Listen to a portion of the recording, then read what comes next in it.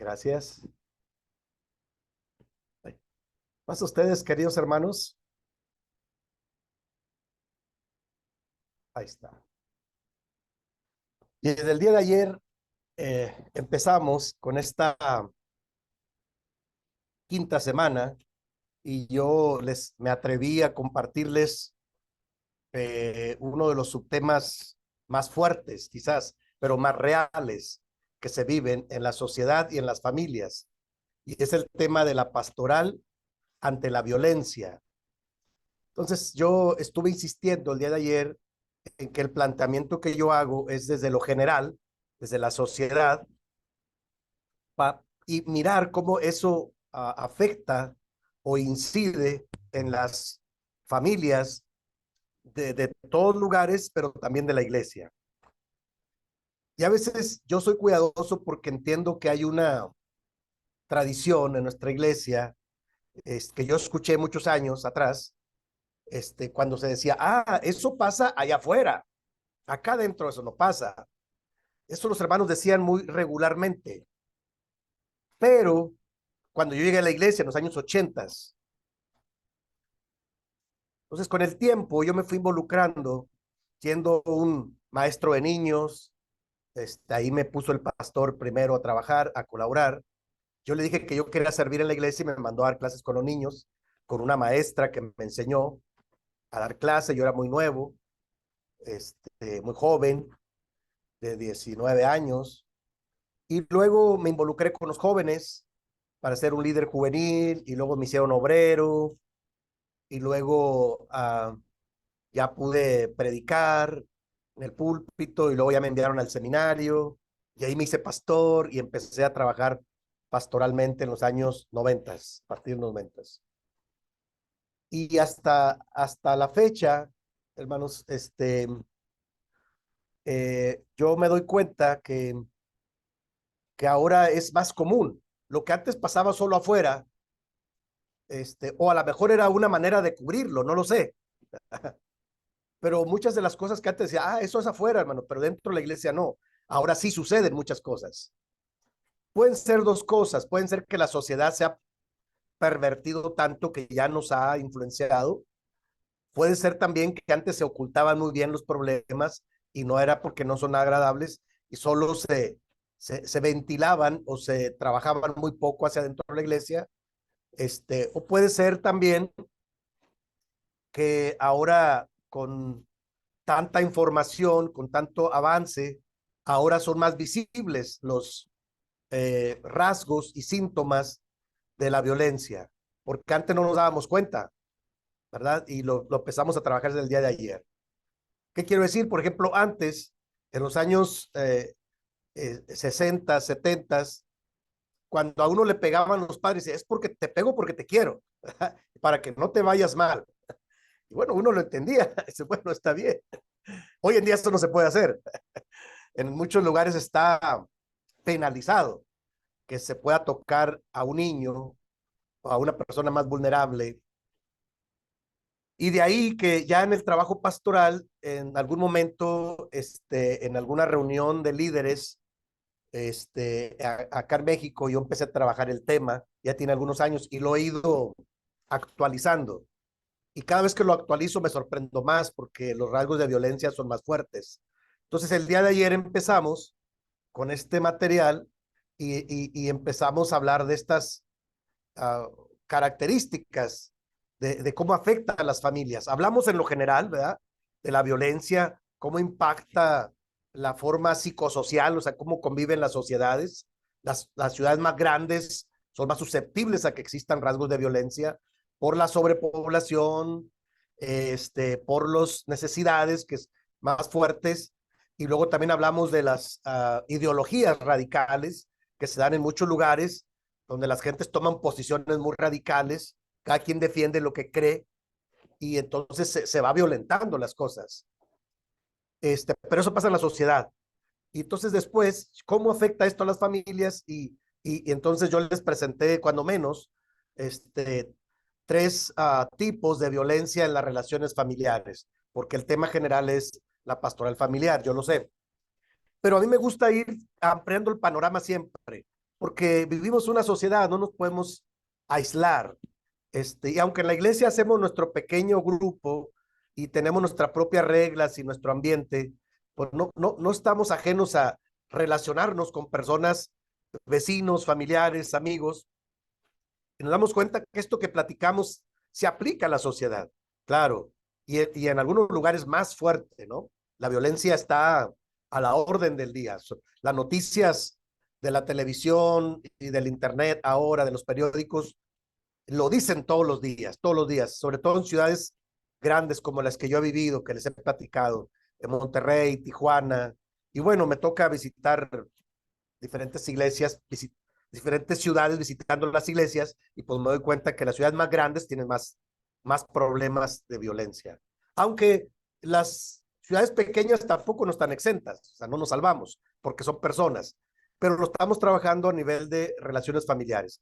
Y ahí dividimos en tres. La violencia en términos generales, puede haber más subdivisiones, ¿no? Pero básicamente lo dividimos en violencia emocional, violencia física y violencia sexual. De la violencia emocional, ayer hablamos bastante, ¿no? A las comillas ahí para ilustrar es cuando las magulladuras son internas, ¿no? Ahí ya lo trabajamos ayer y concordamos en que esta violencia emocional, que a veces es una violencia pasiva, o sea, no es con golpes, el maltrato verbal, desemboca, como dice ahí, me llamó mucho la atención y algunos de ustedes me confirmaron, cuando dice que la parte final, que es por esto que la violencia verbal muchas veces deja cicatrices tan profundas que tardan más tiempo en sanar que los mismos golpes, ¿no? Y pusieron varios ejemplos ustedes mismos, muy interesante, es real. O sea, la violencia emocional hoy en día también está penalizada, porque hoy en día ya hay bastantes estudios que hablan de cómo un niño, un adolescente, a un adulto mayor y cualquier persona vulnerable, se afecta mucho cuando la ofenden, cuando la denigran, cuando la menosprecian, y son cosas que se van forjando y deja cicatrices muy profundas emocionalmente, ¿de acuerdo? Antes no lo alcanzamos a ver hace muchos años, pero ahora sí hay mucho material de eso, ¿no? Hay que tener cuidado. Y yo les decía, saber identificar con las herramientas que yo les he compartido, saber observar cuando hay rasgos de eso y hacer un acercamiento amoroso. ¿Se acuerdan? Yo les comenté, porque estamos hablando desde la pastoral, desde el trabajo pastoral, ¿no? Hacia las familias. Bueno, entonces permítanme ir avanzando en este material y luego hoy vamos a hablar un poco, vamos a avanzar. Espero en Dios que con hoy, con estas 2 horas y un poquito más que tenemos, vamos a agotar el material que tenemos porque es abundante, pero me interesa compartírselos completo para mandarles el archivo. Ya ustedes lo pueden repasar. Es que no se preocupen si yo voy un poco rápido. Yo envío el material para que nuestro hermano Abraham lo suba al sílabo, a la plataforma, ¿no? Entonces, la violencia física es más común cuando las magulladuras o los golpes también están por fuera.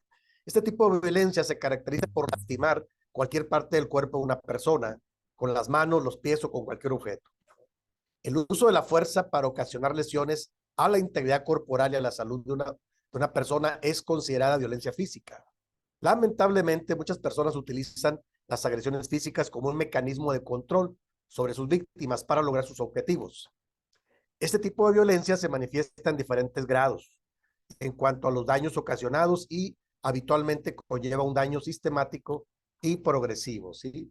O sea, cuando una persona está acostumbrada a resolver las cosas golpeando, pues lo va a utilizar porque cree que eso funciona, ¿de acuerdo?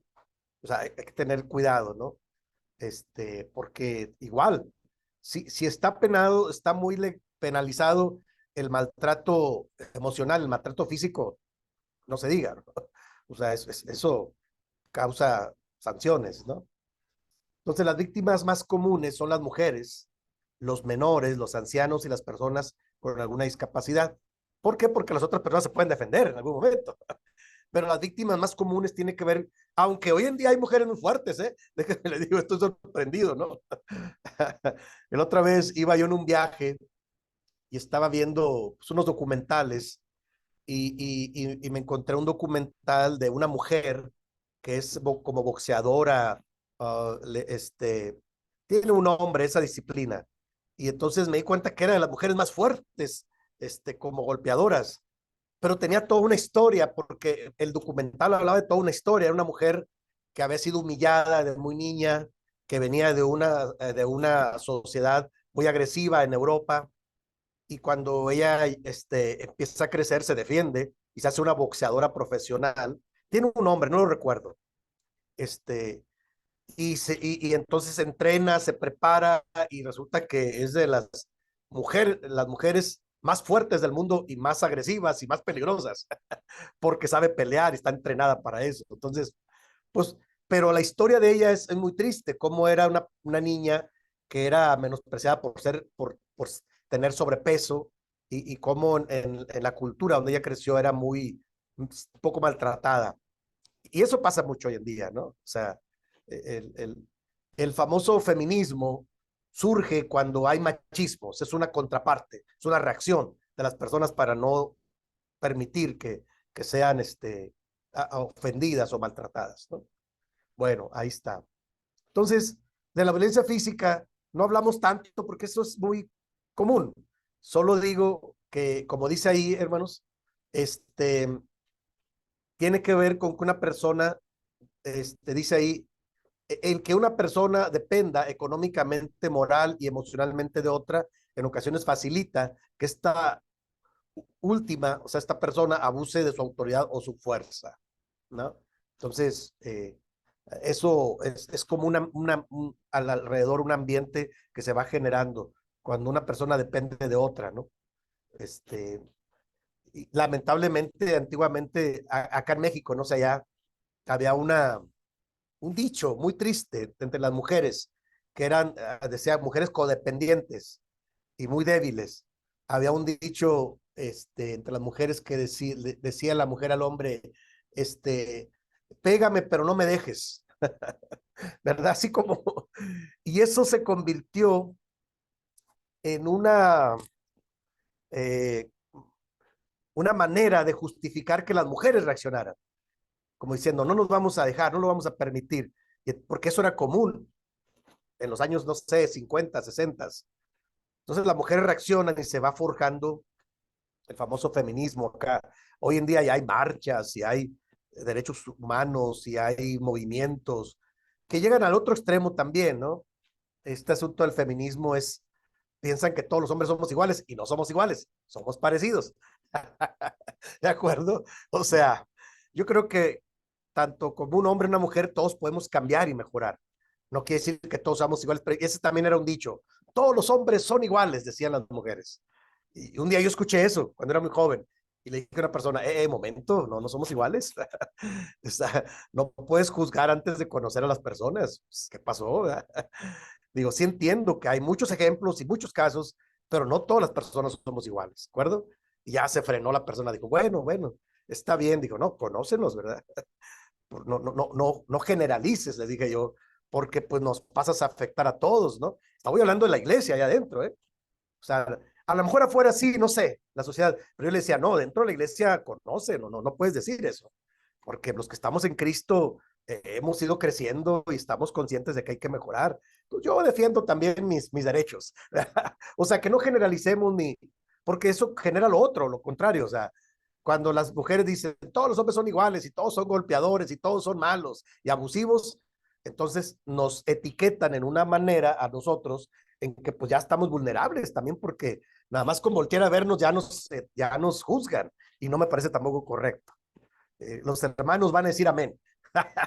No es una predicación, es una reflexión. No se preocupen. Pero sí, comúnmente el que tiene más fuerza y autoridad, pues abusa de ella generalmente cuando está algo mal ahí en el medio, ¿no? Y bueno, este tercer tipo de violencia, la violencia sexual, es otro tipo de violencia. Mire, déjeme, leo lo que anoté ahí. Ocurre cuando una persona utiliza su poder o influencia a través de manipulación, engaño, chantaje u otra artimaña para causar daño a la integridad de otra persona, obligándola a realizar actos sexuales en contra de su voluntad. ¿De acuerdo? Se cataloga como violencia sexual. La violencia sexual se puede presentar a través del acoso, o sea, está tipificado hoy en día, el acoso también es una violencia sexual, ¿no? El abuso sexual, la violación, la prostitución, el incesto, etcétera. Diría el apóstol Pablo, y cosas semejantes a esas. Allá en Gálatas capítulo 5, ¿no? Cuando habla de frutos de la carne, que son muy manifiestos, ¿no? Sigue diciendo ahí a mitad de la filmina, los mensajes de una sociedad cada vez más sensualizada, ¿se acuerdan que hablamos de eso en otro momento? Estimulan y favorecen, perdón, a los agresores, quienes pueden presentarse en muchos lugares, incluso en la misma casa, en la escuela, en el trabajo o en la calle. Una estadística recurrente pone al descubierto que en la mayoría de los casos son personas conocidas o cercanas quienes cometen esta clase de abuso. ¿De acuerdo? O sea, vamos como de menos a más, en este orden de ideas, pues es algo muy delicado y muy triste, pero sí se da, ¿no? ¿De acuerdo? Entonces, yo desde algunas clases atrás, yo comentaba con ustedes y concordaban conmigo que vivimos hoy en día a nivel general una sociedad muy sensualizada. Todo lo ilustran a través de promover y generar reacciones sensuales en las personas. Los comerciales, la música, este, lo, los mensajes, los dibujos, las fotografías, todo tiene que ver con lo sensual. Y claro que la persona que poquito quiere, ¿verdad? Hay un amigo que me bromea mucho y me dice, la persona risueña y el otro haciéndole cosquillas, pues entonces muy fácilmente se dan las cosas. Entonces quiere decir que este ambiente de sensualidad en la sociedad propicia, como dice ahí, favorece a los agresores porque está estimulando y favorece este tipo de reacciones, lamentablemente, ¿no? Y entonces, en la otra afirmación, la parte baja dice que muchas veces son personas no de afuera, sino de adentro, ¿no? Porque las personas de afuera son muy identificables, ¿eh? Es una persona que no tiene nada que ver con nosotros. ¿Qué le pasa, no? ¿Qué está sucediendo? Y la identificas como alguien que quiere abusar. Pero cuando es de adentro es más complicado. ¿Están de acuerdo? Más complicado. Porque es una persona a la que incluso tú llegas a tenerle confianza. Y es una persona en la que hay una cierta relación. A lo mejor no muy profunda, pero hay un conocimiento. Y a veces, lamentablemente, se propician en estos ambientes, cuando una persona es abusadora, pues está buscando el momento para, uh, para descubrirse y avanzar o hacer cosas. Yo siempre he dicho, cuando me toca a mí en la iglesia, ahora estando aquí, tratar de esos casos, le digo, a ver, vamos a analizar bien este caso, porque si se atrevió a hacer esto, no creo que sea la primera vez.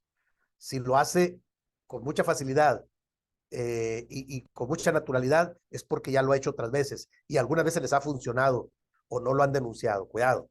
O sea, vamos a revisar bien el caso. Sí, porque no creo que así de la noche a la mañana les surja, oh, yo voy a abusar de alguien. Pues no, es algo que se va lamentablemente forjando y trabajando.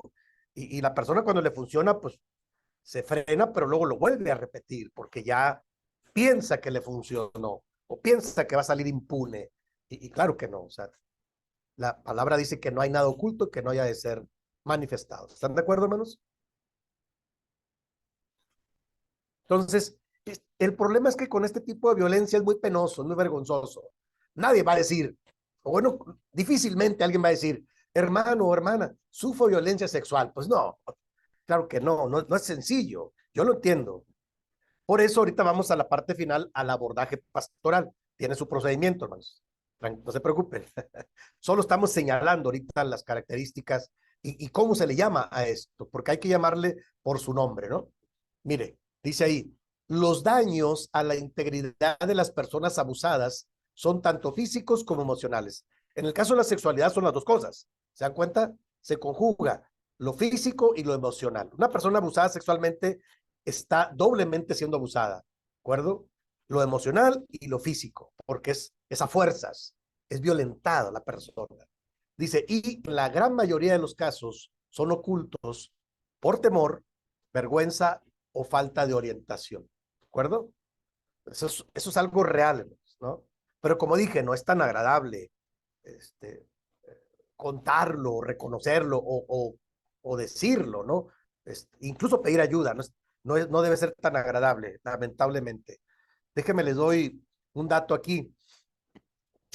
Cuando menos aquí en la iglesia, en diferentes ciudades, he tenido cuando menos unos, no sé, para no exagerar, yo creo que unos 5 o 6 casos de jóvenes que tienen problemas de identidad sexual. Y cuando los padres saben que yo trabajo este tipo de temas y pastoralmente, y luego me los traen, hermano, platique con él o con ella. Y entonces yo les digo, ok, si tú te comprometes a que lo trabajemos, yo te quiero ayudar, pero necesitamos platicar cuando menos 3 sesiones. Y yo voy a respetar el proceso y la información. No, pues sí. Pero en la mayoría de los casos, si no es que en todos los casos, yo detecto que cuando alguien está confundido sexualmente es porque de muy niño o muy niña abusaron de ellos. O sea, quiere decir que cuando van creciendo, como ya despertaron su instinto sexual o su área sexual, y luego, por un lado, a muy temprana edad, eso es lo que yo he detectado, y luego, comúnmente esa persona, como está enojada, está frustrada, busca desquitarse, no sabe con quién y ni cómo. Entonces ya está desorientada su área sexual. Y entonces comúnmente se confunde. Y entonces cuando ya crece y luego ve todo el mensaje de la sociedad, y si tiene acceso a un grupo de estos que promueven esto, hermanos, cuidado. En lugar de trabajarlo, se desorientan y se van por caminos tristes, donde piensan que así va a ser, porque así sintieron. Y en muchos de los casos yo les he llegado a preguntar, a ver, espérame, hijo, ¿cuándo empezaste a sentir esto o aquello? No, pues, a ver, piénsalo. No naciste así. ¿En qué momento te despertó esa necesidad, como tú dices, o esa sensación que tú dices? A ver, platícame. Y entonces, lamentablemente, casi siempre dicen, es que cuando yo fui niño, fui niña, un tío, un vecino, un primo, me hizo esto o aquello. Triste, hermano. Entonces me doy cuenta que estas desviaciones sexuales se dan a veces cuando los niños son o niñas son abusados y no tuvieron ayuda, entonces comúnmente detona en una desorientación sexual. Es lo que yo he trabajado, ¿no? Con mucho cuidado y siempre yo termino diciendo, mira, Dios es bueno, vamos a orar. Y cuando menos un par de casos sí las personas han reaccionado. Me dice, tiene razón, hermano, puede ser que esté dañado, puede ser que esté confundido, confundida. Piénsalo, hijo, y busca ayuda con tu pastor, congrégate, pide la ayuda, ora a Dios, busca los salmos. Y entonces sí he tenido un par de casos donde las personas tienen una reacción positiva. Algunos otros casos no, muy difícil. Porque cuando la persona ya está encarrilada por el mal, híjole, qué difícil. Porque está convencida de que ese es su mejor camino. Y bueno, yo nada más lo uso como referencia de mi trabajo pastoral, para que veamos que inicia muy, muy chiquitos y sí se puede trabajar cuando se ve con seriedad el asunto. Dice ahí, los círculos de violencia o los círculos viciosos, como yo le llamo, solo pueden interrumpirse mediante la intervención de alguien externo. O sea, de adentro no se van a solucionar, muchas veces, porque es un agresor y un agredido. En el medio hay un vicio, círculo vicioso, y se va repitiendo a veces, se va repitiendo, se va repitiendo. Son los círculos viciosos, como yo le llamo. Entonces necesitas muchas veces la intervención de alguien externo.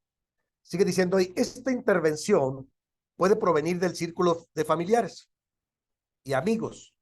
También pueden ser pastores, educadores, psicólogos, abogados, médicos, policías, asistentes sociales, etcétera. O sea, si alguien interviene, la persona a alguien le tiene confianza, interviene, sí se pueden romper esos círculos porque empiezan a escucharlos y empiezan a trabajar de alguna manera, y la persona empieza a mirar otro punto de vista. Se da cuenta que no tiene que ser así, es su vida tan trágica y tan triste, ¿de acuerdo? Sigue diciendo ahí, y esta intervención externa, debe estar mediatizada o intervenida por instituciones tales como iglesias, escuelas, consultorios, tribunales, hospitales, etcétera. ¿De acuerdo? O sea, una persona puede intervenir, pero si tú te das cuenta que es muy grave, yo creo que hay ocasiones en que tú lo tienes que remitir. Por ejemplo, aquí en México, yo aprendí como líder de la iglesia que cuando se da un abuso en estos términos de un líder hacia una persona menor y se dan instalaciones del templo, parece increíble, pero llega a pasar algunas veces, no es muy recurrente, pero sí llega a pasar. Tú lo tienes que denunciar a las autoridades, no puedes solapar. Aquí en la ley dice, la ley de asociaciones religiosas dice que el líder superior lo tiene que denunciar para que se tomen las medidas y se le atiendan, se atienda eso. Y si tú lo cubres, te conviertes en un cómplice. ¿De acuerdo? Cuidado. Entonces, sí he tenido un par de casos también tristes donde la persona dice, no, pero tengan misericordia de mí, que miren. Sí, pero si fue en instalaciones de la iglesia, nosotros líderes tenemos la obligación de turnarte a otra instancia. Sí, no es un juego y no es algo que podamos solapar. ¿Me acuerdo? Este, cada caso es diferente, pero por eso pongo que está mediatizada, o sea, pueden intervenir este tipo de instituciones, ¿no? Siempre con la intención de ayudar, porque son casos delicados, ¿no? En la mayoría de las veces. Dice la parte final, para prevenir y enfrentar la violencia es necesario superar el mito de que estas cuestiones pertenecen a la esfera privada.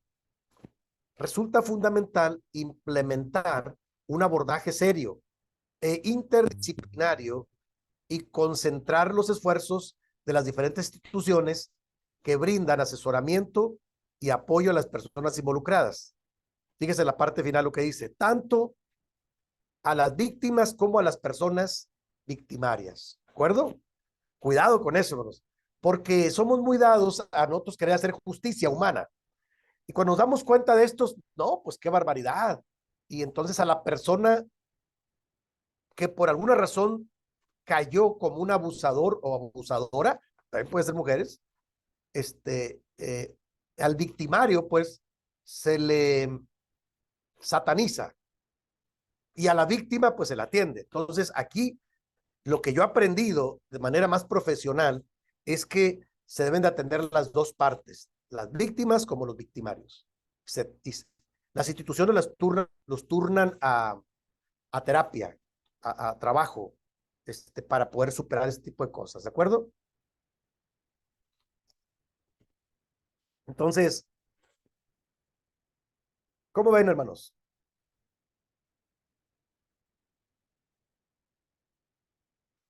Hasta aquí, ¿alguna pregunta, hermanos? ¿Algún comentario?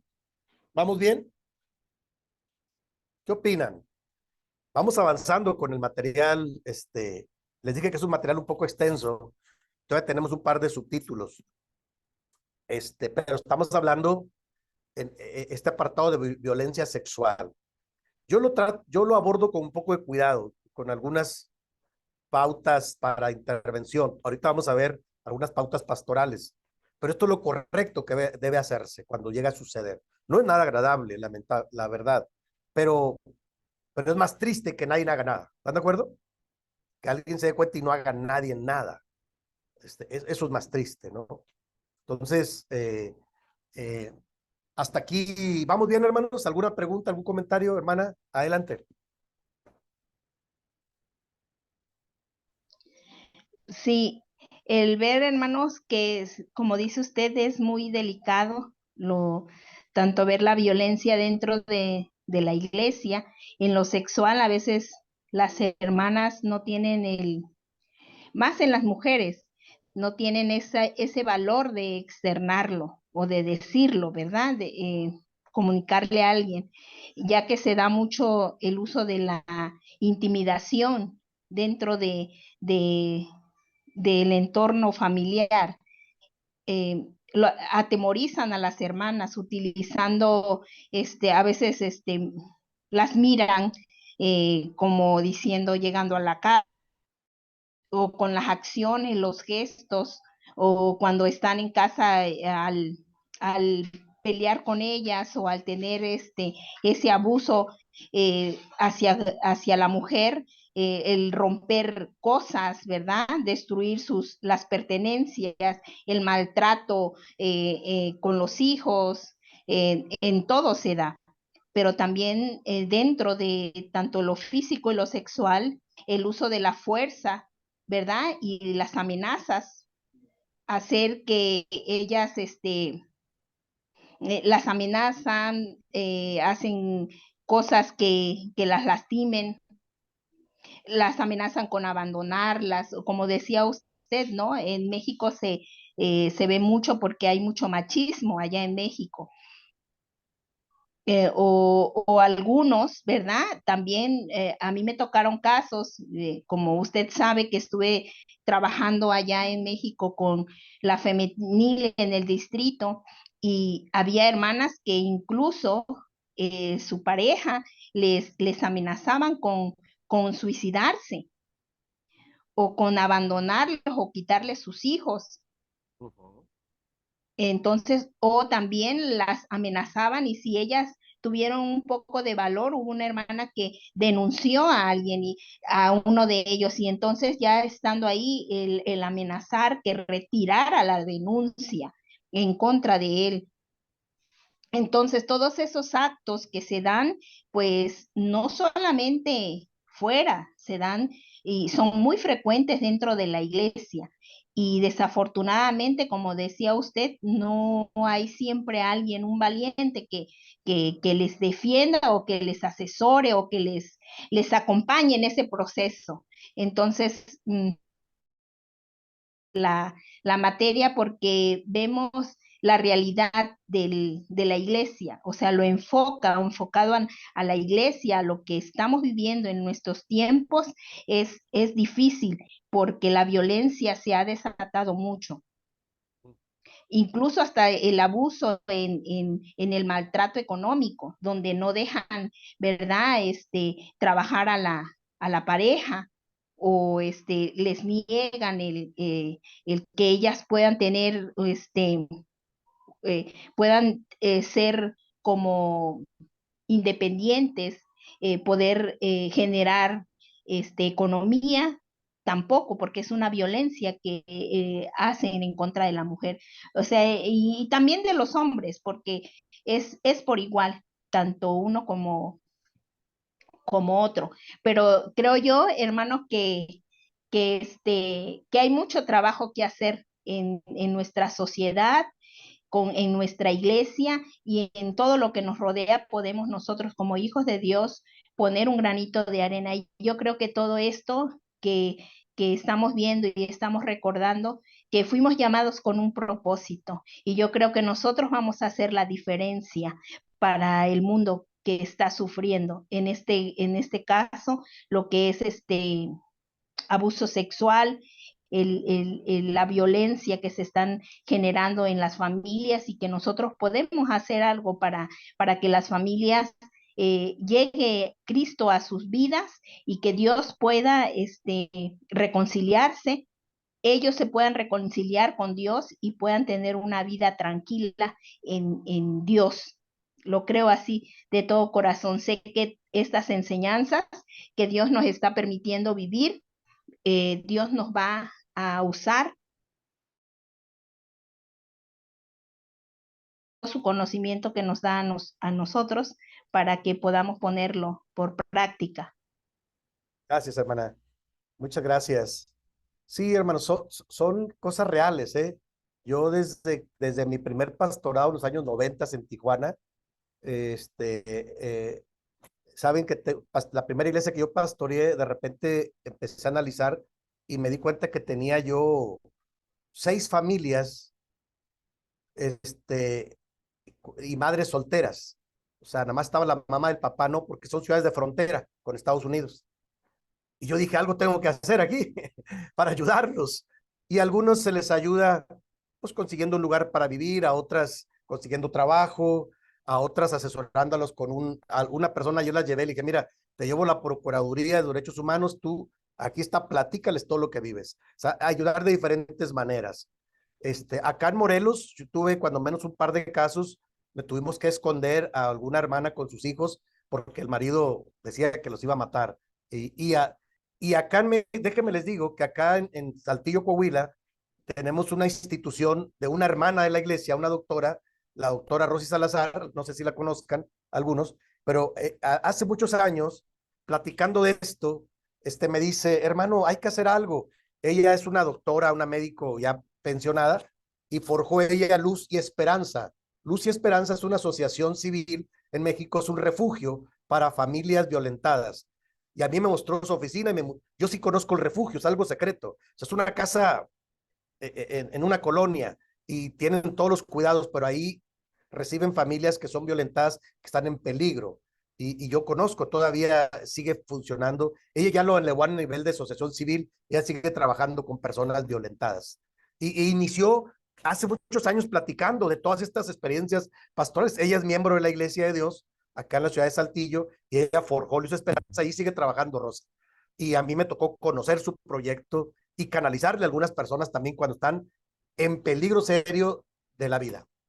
Entonces, sí hemos hecho todo esto que yo comparto es de la experiencia, no creen que nada más es teórico, es algo que yo he vivido real y he intervenido con mucho cuidado de diferentes maneras para bien de los hermanos. Sí, y ahí uno aprende mucho, ¿verdad? Hermano Alan, tiene una pregunta, un comentario. No, que parece que me está dando todas las herramientas para aprender ese punto, porque en la universidad justo estamos dando una cátedra que se llama Educación Sexual Integral y justo estamos tocando este tipo de temas. Y en una de las clases anteriores, el profesor nos compartió un link en especial de la violencia doméstica, los niveles de violencia que hay. Y la mayoría lo hacen violencia doméstica y se hace entre familiares o personas conocidas. Y es algo que es muy feo de ver, pero parece que se está dando todo para que toque este tipo de temas. Así que la verdad que está bueno aprender este tipo de temas también. Y Sí, no es, gracias, hermano. y no es solo Sí, violencia sexual, sino puede ser violencia psicológica, material, sí, física, hay un montón de sí, otros tipos de violencia también. claro. Sí, sí, es un asunto más complejo. Sí, hermano, muchas gracias. Sí, como les digo, yo aparte de estudiar el tema, yo les comparto mis experiencias pastorales, lo que he vivido a través de más de 30 años en diferentes ciudades. Y también me ha tocado intervenir. Bendito Dios, me ha ido bien, o sea, nunca he tenido problemas más graves porque se hace con cuidado, ahorita los vamos a ver. Pero sí tienes que intervenir, cuando menos orar por las personas, canalizarlas, ayudarles a salir de esa etapa, no sé, y bueno, Dios nos ha ayudado a hacer un trabajo ya de más de 30 años. Yo me sorprendí mucho, era la primera iglesia que yo pastoreaba, imagínense, estaba yo soltero todavía y me espantó todo lo que viví ahí, pero aprendí mucho. Ya casado, entonces yo tuve mucho cuidado, mi esposa Olimpia es una mujer muy colaboradora y muy sensible a las mujeres, entonces cuando yo veo que hay este tipo de detalles, le digo, hija, platique con la hermana, platíquele a ver qué le dice, entonces ahí sacamos mucha información. La idea es ayudar con mucho cuidado y mucho, con sensibilidad pastoral, porque eso se trata de andar acusando a todo mundo, porque si no, a veces se le agrava más la cosa a la persona. Entonces uno tiene que tener cuidados, asesorarles, motivarles, fortalecerles para que sigan adelante. Entonces sí son temas delicados, pero son reales. Ese es el punto. En la iglesia ahora, antes eran afuera, ahora son más recurrentes adentro, lamentablemente, ¿no? Bueno, vamos a otro subtema. Ahorita vamos a ver, este es el tercero, el cuarto ya es el abordaje pastoral. Bueno, causas de las manifestaciones violentas y yo lo justifico en el origen de la violencia en el ser humano. O sea, es algo muy humano. ¿De acuerdo? Dice ahí la evidencia bíblico-teológica en los primeros 4 capítulos de la narración del Génesis nos confronta con una triste realidad. Dios creó al hombre y a la mujer poniéndolos en las mejores condiciones para ser mayordomos de la creación, en un estado de inocencia y pureza, eh, eh, evidenciando en el capítulo 2 el relato de la creación de las relaciones humanas fundamentales en la imagen y semejanza de Dios con la frase, estaban ambos desnudos, el hombre y la mujer, pero no se avergonzaban el uno del otro, según Génesis 2:25. O sea, lo que dice el sabio Salomón, Dios creó al hombre perfecto y a la mujer, pero se buscaron muchos problemas, ¿no? O sea, tiene que ver de la naturaleza humana, ¿no? Déjenme avanzo un poquito. Es inmejorable, en esta inmejorable situación con la que Dios creó a la pareja, Génesis 1 y 2, permitía disfrutar de una relación armónica, desinteresada, la cual cambiaría a partir del capítulo 3. Estamos hablando del Génesis, del principio. El relato de la caída se inicia con la presencia del deseo, simbolizado por la serpiente, generando un impulso amoral que acarrea desastrosas consecuencias. Las relaciones son afectadas y pierden su transparencia. Así pues, el ser humano cae en la impiedad, el egoísmo y la injusticia, rasgos que son opuestos al origen divino de su ser, como creación de Dios.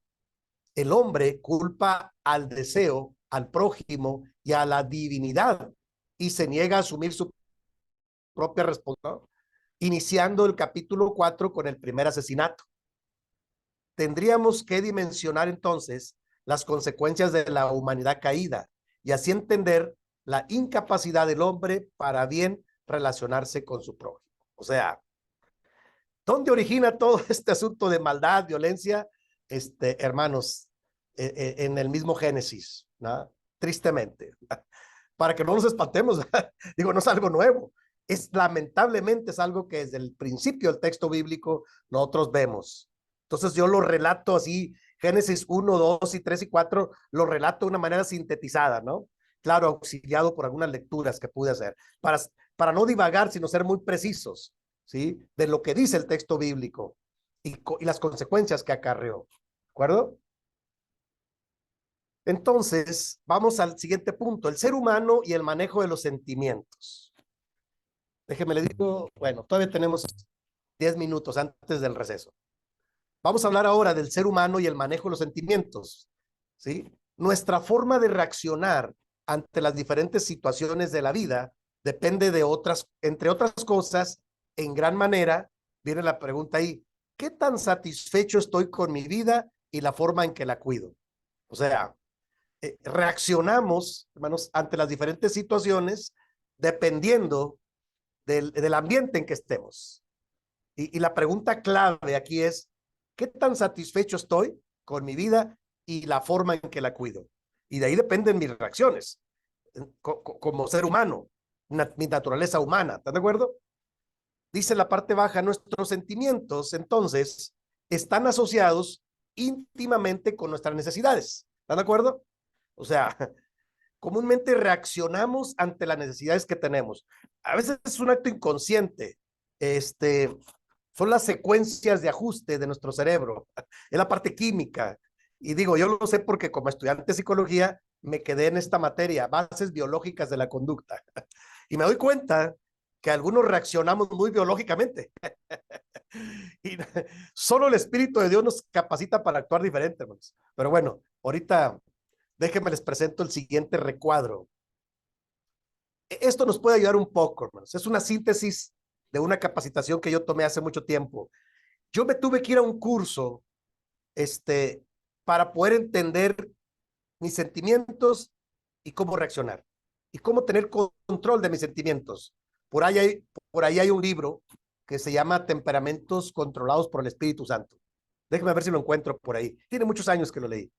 En aquellos años que estudiaba yo psicología pastoral, lo pude leer. Pero este recuadro puede ilustrar esto.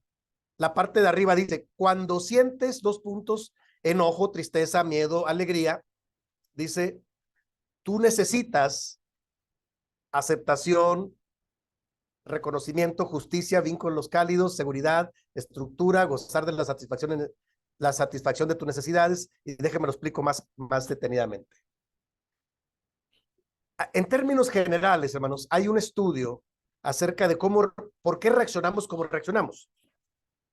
¿Por qué nuestros sentimientos afloran? Es nuestra humanidad, ya lo dijimos, nos queda claro. Pero no sabemos identificar muchas veces por qué nuestros sentimientos. Y en el primer recuadro, cuando yo siento enojo, comúnmente lo que necesito es, dice la parte del frente, aceptación, reconocimiento y justicia. Por eso me enojo muchas veces, porque no siento que sea aceptado, porque no siento que sea reconocido y porque no siento que esté justa la situación. Por eso me enoja ese tipo, comúnmente. Ese es el origen de algunos de mis sentimientos más básicos. ¿De acuerdo? Hay todo un libro de esto, es todo un estudio. Al final viene la bibliografía. Ahí está en este archivo, viene la bibliografía al final para que ustedes lo puedan buscar si gustan profundizar un poco más. Cuando sientes tristeza, dice el segundo punto, ¿qué es lo que necesitas? Dice ahí enfrente, hermanos, vínculos cálidos. Dice un amigo, lo que necesitas es un buen abrazo, un apapacho, porque uno se siente triste y uno necesita alguien que lo entienda. Dice un amigo, un hombro en el cual llorar, porque hay tristezas que no puedes evadir, ¿no?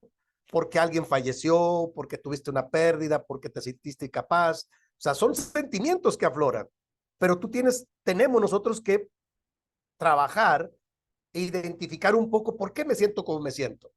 Entonces llevamos dos. Cuando yo me siento enojado, comúnmente necesito aceptación de reconocimiento y justicia. Cuando me siento triste, comúnmente lo que necesito realmente son vínculos cálidos, o sea, el apoyo de alguien, ¿sí? Tercero, cuando siento miedo, ¿qué es lo que necesito? Seguridad y estructura. O sea, siento miedo porque decimos acá en México, se mueve el tapete, o sea, se mueve todo, como cuando tiembla, ¿no? Pues tengo miedo, claro, porque eso me da inseguridad. Entonces lo que necesito es seguridad y estructura, que las cosas estén más en control, ¿no? Por eso reacciono con miedo muchas veces. Y cuando siento alegría, porque no todo es malo, ¿verdad? No todos los sentimientos son malos, hay sentimientos bondadosos. Cuando yo siento alegría, entonces lo que necesito, ¿qué necesitas? Gozar de las satisfacciones de tus necesidades, o sea, disfrutar la vida también. Hermano, no todo es malo. Yo soy de los pastores que creo que en general hay que buscar pasárnosla bien. O sea, no todo es trágico en la vida. Dios es bueno con nosotros. Apenas me entrevistó alguien en un comité previo al concilio y me dicen, oiga, hermano, ¿qué opina o qué sentimiento tiene? Me dijeron cuando no tiene eh, la economía que usted necesita o el dinero. Y les dije, mire, hermanos, fue como ayer o antier, apenas, que están trabajando previo al concilio. Y me pusieron como candidato a algún puesto. Y pues a esa altura les dije, hermanos, pues les voy a decir la verdad, lo que yo pienso. Dije, mire, si yo lo viera humanamente, pues sí me pongo triste porque no tengo lo que necesito y todo esto, y ay, qué tragedia, y qué triste, y me la paso quejándome. Pero tiene muchos años, yo le dije, tiene muchos años, que mi esposa y yo, y con nuestros hijos, yo acostumbro decirle a mis hijos, hijos, yo me dedico a ser pastor, y el apóstol dice que debemos saber vivir en abundancia, sabemos de vivir saber, aprender a vivir en escasez. A todo debemos estar acostumbrados, y todo lo podemos en Cristo que nos fortalece como familia. Entonces, no toda la vida vamos a tener todo lo que necesitamos, todo lo que queremos, porque a veces Dios nos da lo que necesitamos, no lo que queremos. Entonces yo le digo, yo he educado a mi familia a disfrutar lo que tenemos, poco o mucho. Y he estado en épocas muy bonancibles, donde he sido el presidente y en la estructura más alta y con el sueldo más alto, y he estado como pastor cuando apenas se alcanza a pagar el salario sin prestaciones.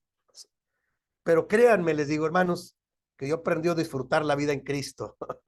O sea, Dios nos ayudará, Dios es bueno y la gente es noble. Cuando la gente ve que uno trabaja, la gente responde muy bien. Entonces, sí, hay veces, tiene pequeños momentos que me siento enojado, triste, con miedo, claro, porque soy un ser humano, pero comúnmente me siento alegre, porque reconozco que Dios es bueno. Y ya dijeron, bueno, es una buena respuesta. Le digo, pues es lo que yo pienso. Ya si les gusta o no, ese es su problema, no mío. Les bromeé. Pero, ¿por qué? Porque son sentimientos muy humanos, pero hay que tener cuidado de que no permanentemente estemos enojados, tristes y con miedo, sino que debemos aprender a contactar, como dice el apóstol, a tener contentamiento y sentir alegría y sentir el gozo de la salvación en Cristo. No sé, yo lo pienso así, pero bueno, al rato ustedes me dicen su opinión. Entonces dice la parte baja, hermanos, la conclusión de este esquema, dice, cuando aceptas el mensaje de tus sentimientos, puedes satisfacer tus necesidades.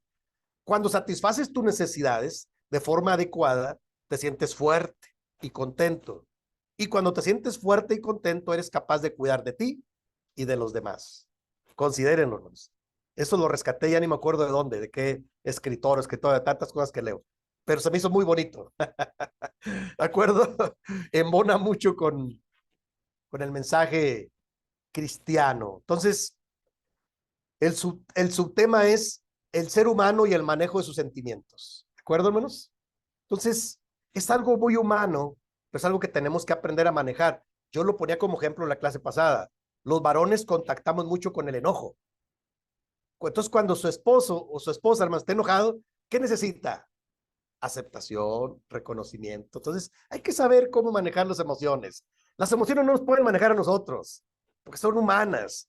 Pero el Espíritu de Dios, cuando nos maneja, entonces superamos ese tipo de detalles. Sí seguirán dando, porque somos seres humanos. Como dijo el apóstol, estamos en este cuerpo, de esta carne. Pero son muy humanos, pero tenemos que aprender, hermanos, a cada vez manejar mejor e identificar nuestros sentimientos y como está esta conclusión ahí, hay que aceptar nuestros sentimientos, buscar satisfacer nuestras necesidades de forma adecuada, sentirnos contentos, contentamiento con lo que tenemos, y cuando yo estoy fuerte y contento, ¿qué dice ahí la parte baja? Soy capaz de cuidar de mí y de los demás. Piénselo bien. Ahí se lo dejo, para que lo vayamos trabajando poco a poco. Algunos tienen menos control de los sentimientos y otros más, pero me parece que es una disciplina también. Y llévelo en oración, ¿verdad? Cuando usted se sienta enojado, triste, con miedo, casi siempre digo, oh, Señor, ¿por qué me siento así? Le dijo el salmista, ¿verdad? A Dios, Señor, ¿por qué me siento tan triste? Regrésame el gozo de la salvación y el espíritu noble me sustente. ¿Qué quiere decir? Que sí se puede, claro, trabajar este tipo de sentimientos. Y bueno, ¿qué opinan, hermanos? Porque vamos a ir después del receso, vamos a ir al último apartado, la iglesia y su intervención ante la violencia. Pero es el último apartado. Antes de ir al receso, ¿tiene alguien alguna pregunta, algún comentario? ¿Cómo ven, hermanos? ¿Vamos bien?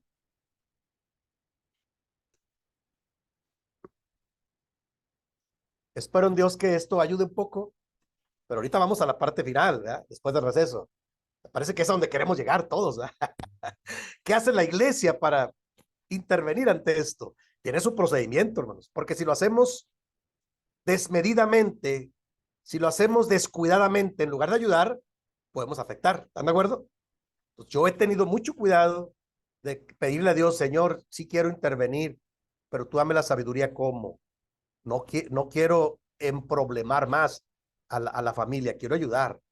Entonces, y Dios me ha ayudado, gracias a Dios, a través de muchos años, muchos casos, y en algunos casos yo me he sentido impotente y lo remito. ¿Saben qué, hermanos?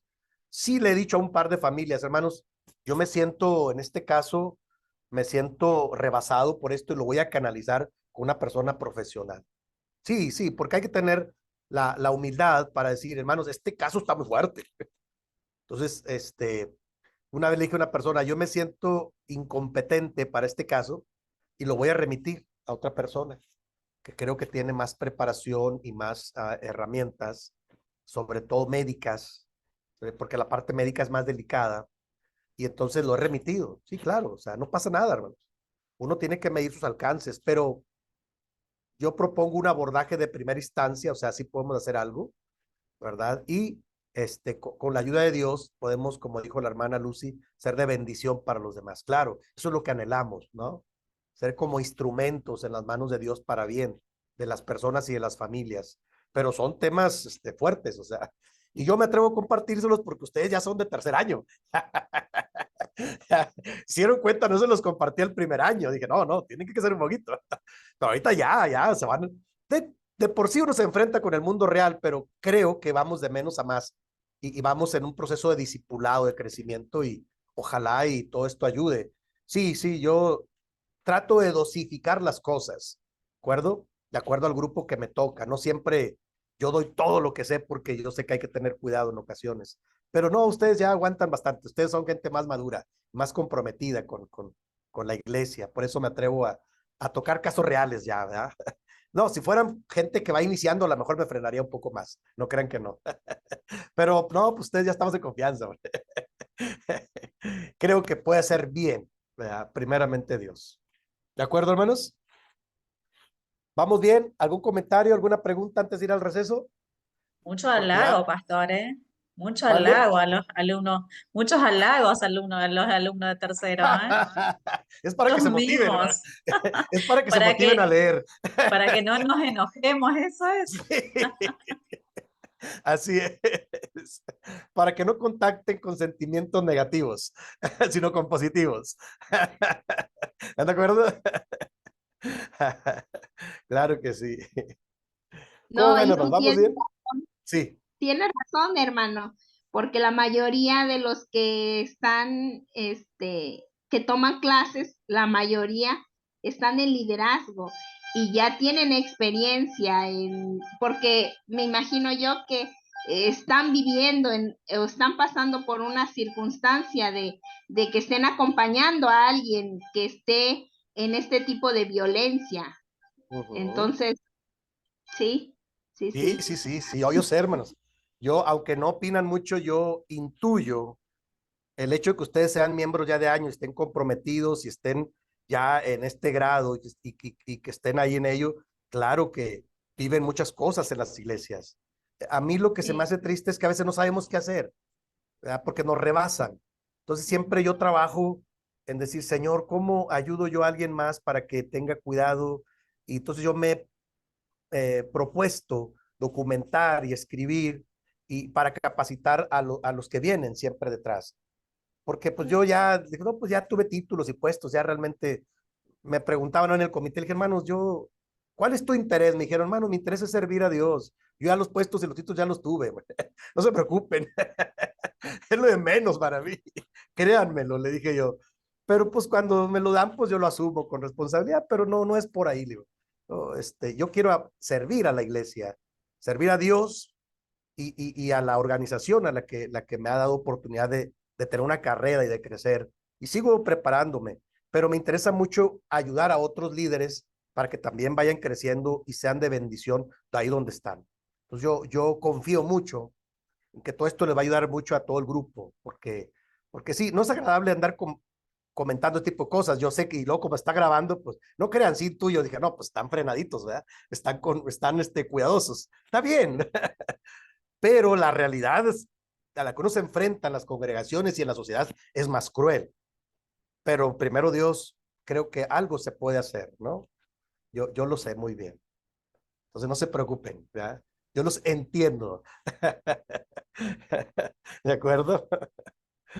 Yo creo que ayuda mucho también en lo personal, ¿no? Porque por ahí hay situaciones que uno vive, ¿no es cierto? Y por ahí hay cosas que uno no sabe cómo resolver y por ahí surge el enojo, la tristeza, el miedo, porque suele pasar esas cosas. Entonces yo digo, es buenísimo eso en primer lugar para nosotros, ¿no? Y después que uno vive esas cosas, saber cómo ayudar a otros también.